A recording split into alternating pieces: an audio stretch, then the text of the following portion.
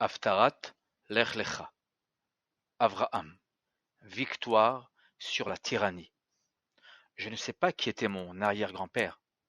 Je suis intéressé de savoir ce que deviendra son petit-fils. Abraham Lincoln.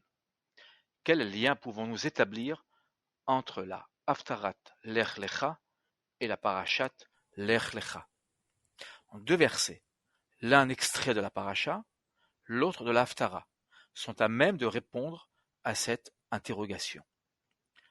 Vayera Adonai el Avram, Vayomer lezar acha eten et haaretz azot, Vayiven sham mizbeach l'Adonai anir'eh elav.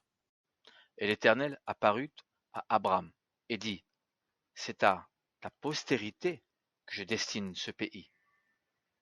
Il bâtit en ce lieu un autel à l'Éternel qui lui était apparu. Genèse 12, 7. Ve'ata Israël, avdi Yaakov, asher becharticha, esera Avraham ohavi. Mais toi, Israël, mon serviteur, Jacob, mon élu, postérité d'Abraham, qui m'aimait. Isaïe 41, 8. Ce verset d'Isaïe constitue la suite de celui de Genèse. L'Éternel accomplit son programme de Tikkun Haolam, réparation du monde, par le biais de Jacob, comme il l'avait promis au premier patriarche Abraham. Le prophète Isaïe tente de toutes ses forces de consoler Israël qui, exilé et loin de sa terre, Eret Israël, est dans l'impossibilité de répondre à l'appel de sa vocation. Dès le premier verset de la Haftara s'élève un accent de désespoir. Lama tomar Yaakov, utdaberi Israël, nistera darki me Adonai, ou me Elohai, mishpati Ya'avor. Pourquoi dis-tu, ô Jacob, t'écris-tu, ô Israël, ma voix est inconnue à l'Éternel, mon droit échappe à mon Dieu? Isaïe 40, 27. En effet, comment Israël peut-il accomplir la promesse donnée à Abraham, Genèse 12, 3, à savoir devenir une bénédiction pour toutes les familles de la terre, alors même que sa condition d'aliéné l'en détourne?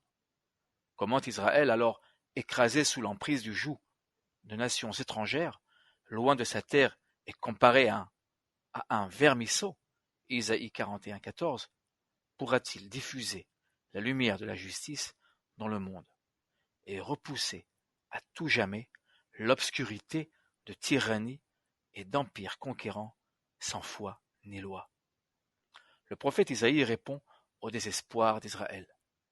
Mi-hir mi-mizrach tzedek ikraehu leraglo iten lefanav gohim umelachim yard iten ke'afar harbo ke'kash nidaf kashto irdefem ya'avor shalom rach beraglav lo yavo. Qui l'a suscité de l'Orient, celui qui appelle le droit à suivre ses pas? Qui lui livre les nations? Qui lui soumet les rois? Son glaive réduit les choses en poussière, son arc fait de toutes une paille qui s'envole. Il les poursuit, il avance, sain et sauf, sur une route que ses pieds n'avaient point foulée. Isaïe 41, versets 2 et 3. Ces deux versets sont doublement interprétés. La première interprétation fait, historiquement parlant, référence au roi de Perse, Cyrus, celui-là même qui, après avoir conquis et écrasé l'empire de Babylone, autorise les exilés d'Israël à retourner à Jérusalem afin d'y reconstruire le temple. La seconde interprétation, développée par les sages de la tradition orale, se rattachant au chapitre 12, verset 1 de la Genèse, préfère voir en cet homme, suscité de l'Orient, le personnage emblématique du patriarche Abraham, faisant son apparition dans l'histoire humaine. La Haftara apporte en fait une réponse à la question du mystère entourant le départ d'Abraham. Pourquoi Abraham quitte-t-il sa terre natale, sa matrie et la maison de son père. Abraham, écoutant la voix de sa conscience intérieure, s'arrache à ses origines afin de pouvoir construire, lui et sa descendance, un nouveau monde, un monde de justice, qui rayonnerait à partir de la terre d'Israël. Le passage d'Isaïe 41, 2 et 3 n'est point sans rappeler l'expression latine sic semper evelo mortem tyrannis, attribuée au sénateur et philosophe romain Marcus Iunius Brutus Caepio, signifiant littéralement « Ainsi, toujours j'apporte la mort aux tyrans ». George Mason, le père de la Déclaration des droits aux États-Unis d'Amérique, US Bill of Rights, finalement adoptée le 15 décembre 1791, propose en 1776 que cette devise soit gravée sur le sceau de l'État de Virginie. L'on y voit une Amazone gardienne de la vertu, une épée à la main gauche et tenant à la main droite une lance touchant la terre, victorieuse de la tyrannie, symbolisée par un homme couché à terre, déchu de sa couronne d'antan.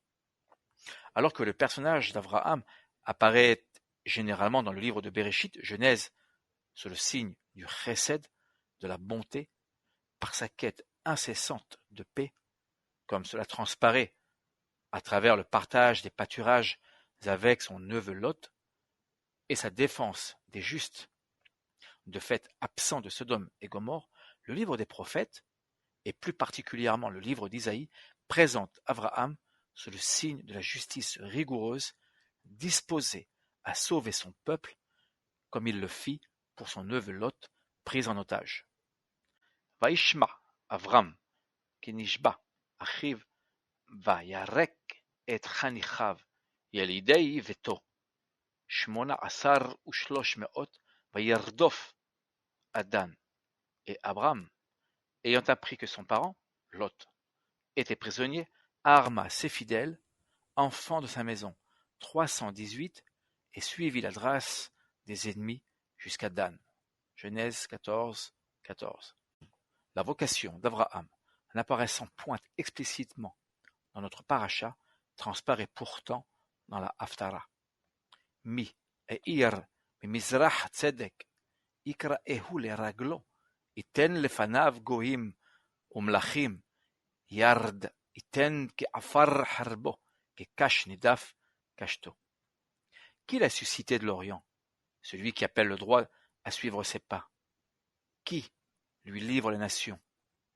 Qui lui soumet les rois? Son glaive réduit les choses en poussière, son arc fait de toute une paille qui s'envole. Isaïe 41, 2.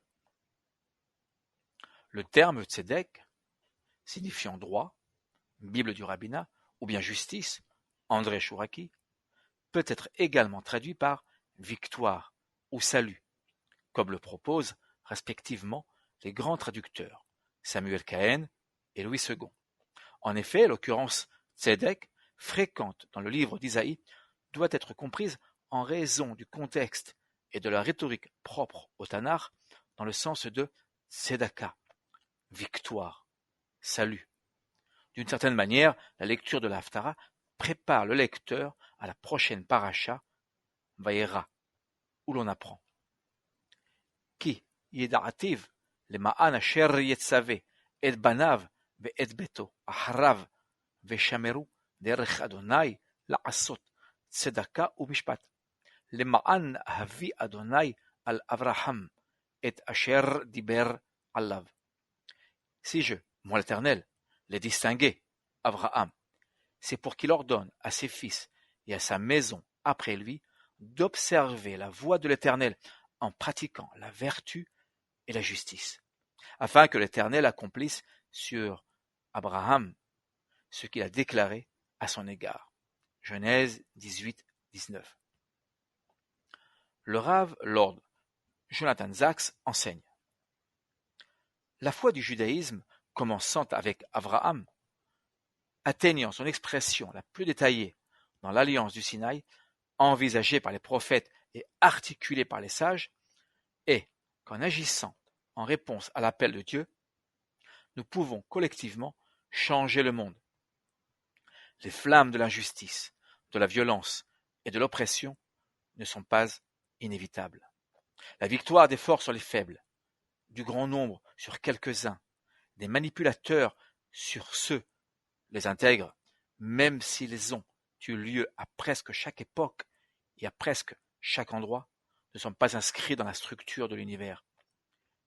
Ils peuvent être naturels, mais Dieu est au-dessus de la nature. Et parce que Dieu communique avec l'homme, l'homme aussi peut vaincre la nature. Le judaïsme est le moment révolutionnaire où l'humanité refuse d'accepter le monde tel qu'il est. Radical then, radical now. Ainsi s'achève la Haftara de Lech Lecha. Hinne, samtich lemorag, harutz hadash, baal pifiot tadush, harim ותדוק וגבעות כמוץ תשים. תזרם ברוח תסאם, וסערה תפיץ אותם, ואתה תגיל באדוני, בקדוש ישראל תתהלל. Voici, je fais de toi, Israël, une herse à dents, toute neuve et garnie de tranchants. Tu fouleras les montagnes à les broyer, et les coteaux, tu les réduiras en menu paille.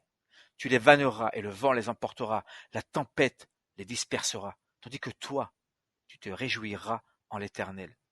Tu te glorifieras par le Saint d'Israël. Isaïe 41, 15, 16. Toda Rabba, Shabbat Shalom, Chaim Wiesman.